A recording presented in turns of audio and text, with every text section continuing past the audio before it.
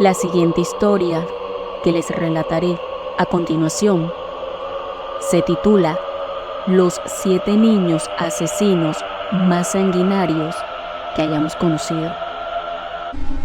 El mal puede presentarse ante nosotros de las maneras más aberrantes y evidentes que existen, pero puede también disfrazarse ante nuestros ojos bajo formas inocentes y peligrosas.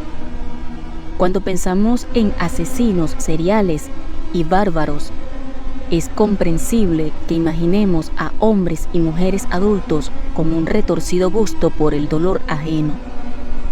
Pero, ¿qué sucede cuando estos bajos instintos se presentan a temprana edad? ¿Sería un niño capaz de acabar con la vida de un inocente? ¿Tendría un chiquillo la falta de escrúpulos para torturar, estrangular, apuñalar o dispararle a otro ser humano? La respuesta, lamentablemente, es afirmativa y la historia lo ha demostrado. Prepárate para conocer a los 7 niños asesinos más crueles que han existido y comprobar que el crimen no tiene límites de edad. Les presento a Jesse Pomeroy, nacido en 1859 en el pueblo de Charlestown, Massachusetts. Jesse Pomeroy es uno de los primeros niños psicópatas que se dieron a conocer en nuestra historia. Los constantes abusos que sufrió a manos de otros niños y de su propio padre, quien lo desnudaba para procurarle bestiales palizas, lo dejaron profundamente perturbado.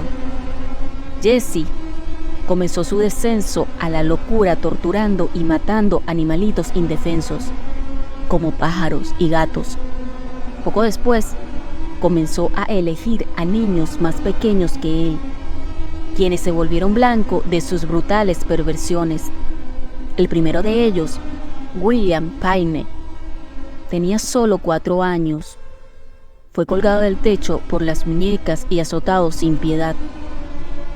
Las siguientes víctimas del sádico bribón, como sería llamado más adelante, consistieron en niños menores de 10 años a los que golpeaba sin piedad.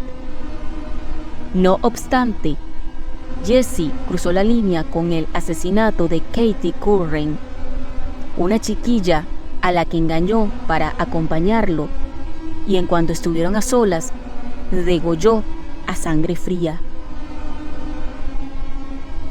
El siguiente en esta historia se trata de Christian Fernández, conocido como el reo más joven de los Estados Unidos hasta la actualidad. Christian Fernández se caracterizó desde pequeño por llevar una vida llena de abusos y carencias. Su madre, Vianela Mary Susana, fue violada a los 12 años de edad, episodio a partir del cual nació Christian. A temprana edad tuvo que enfrentarse con el abuso sexual que le profirió uno de sus primos, así como con el suicidio de su padrastro, quien se quitó la vida después de pegarle una paliza. Estas circunstancias traumáticas tendrían una gran influencia en la clase de criminal en que se convertiría después. La noche del 14 de marzo del 2011, Vianela volvió a casa tras haber dejado a Christian a cargo de sus hermanitos menores. Se sorprendió al encontrar al más pequeño, de tan solo 2 años, sangrando profundamente por los oídos y la nariz. Christian alegó que se había caído y la madre limpió al bebé antes de acostarlo. Solo horas más tarde, se daría cuenta de que el niño no reaccionaba. Aterrada, lo llevó hasta un hospital, donde le revelarían la horrible verdad. Christian había golpeado a su hermano menor, causándole una terrible fractura de cráneo. Tras 2 días en cuidados intensivos, el pequeño falleció a causa del golpe y su hermano mayor fue juzgado. Seguimos con Maryville. En 1968, la sociedad de Gran Bretaña se escandalizaba ante el caso de Maryville, una niña de 11 años de edad y facciones angelicales que era procesada por el asesinato de 2 niños pequeños. A Mary, su madre la había tenido siendo solo una adolescente y jamás le había mostrado el menor afecto, rechazándola desde el instante en que nació. Desde pequeña, Mary fue expuesta a un entorno de maltratos y abusos sexuales, del que se desquitaba torturando animales en las calles. Poco antes de su 11º cumpleaños, asesinó en un parque infantil a Martin Brown, de 4 años de edad. Su cuerpo fue dejado sin vida en el lugar para ser hallado por las autoridades luego. Meses después, Mary se acercó a Brian Howey, de 3 años, a quien estranguló hasta la muerte a poca distancia de su casa. No conforme con esto, la niña le marcó en el pecho sus iniciales con una navaja, misma que usó para cortarle parte de su cabellera y también sus genitales. Seguimos con esta aberrante y aterradora historia, hablando ahora sobre Graham Young. Categorizado como uno de los asesinos seriales más famosos de Inglaterra, Graham Young desarrolló una desmedida fascinación por los venenos y los compuestos químicos desde su infancia. A los 14 años, siendo un chico muy sobresaliente en química, comenzó a experimentar con diversos elementos tóxicos, usando a su familia de conejillos de indias. A menudo, Graham compraba hierbas venenosas como las digitalis o productos químicos como el antimonio, alegando necesitarlos para experimentos escolares. La realidad era que los colocaba en la comida de sus familiares sin que ellos se enteraran, envenenándolos de forma sistemática. En 1962, su madrastra murió a causa del veneno ingerido, mientras su padre, su hermana y su mejor amigo enfermaban frecuentemente por la misma razón. Graham tuvo que ser internado en una institución mental por 9 años, antes de salir supuestamente reformado y envenenar de nuevo a decenas de personas. Seguimos este relato de horror hablando sobre Joshua Philip. El caso de Joshua Philip conmocionó a la opinión pública en 1998. Solo tenía 14 años de edad, pero ya había asesinado a su vecina, Maddie Clifton, de 8 años de edad, en medio de un arranque de ira y miedo que lo condenaría a pasar el resto de su vida en una prisión para adultos.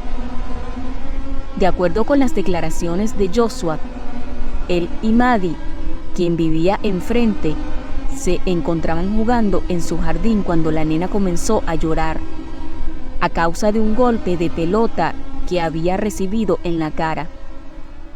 Asustado ante la posibilidad de que lo castigaran por ello, Joshua la arrastró hasta su casa, donde la golpeó con un bate de béisbol.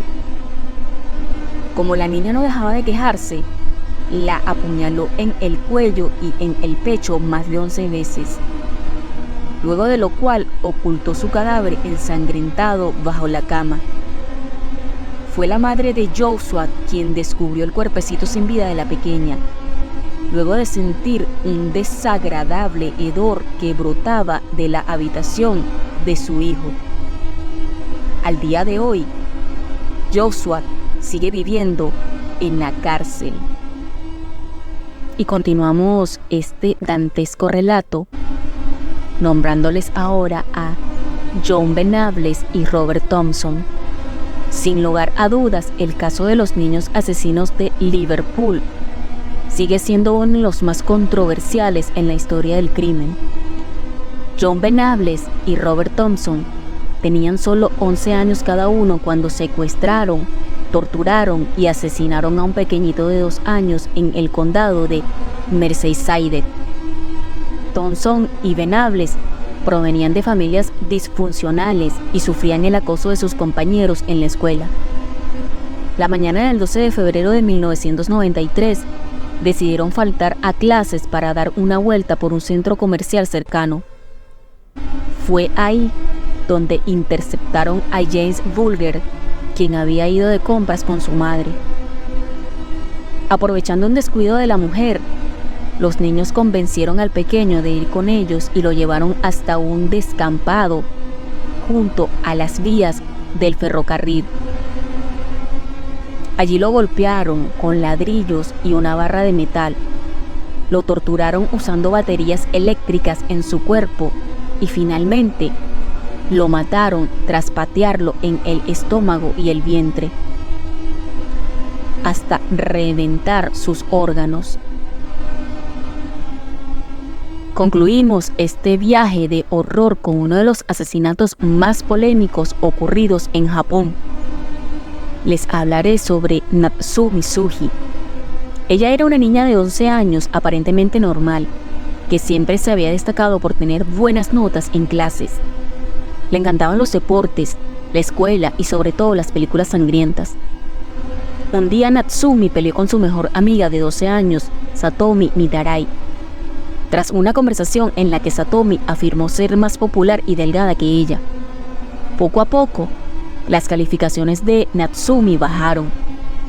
Dejó el equipo escolar de básquetbol y comenzó a comportarse de forma agresiva, al grado de amenazar a un compañero con un cuchillo.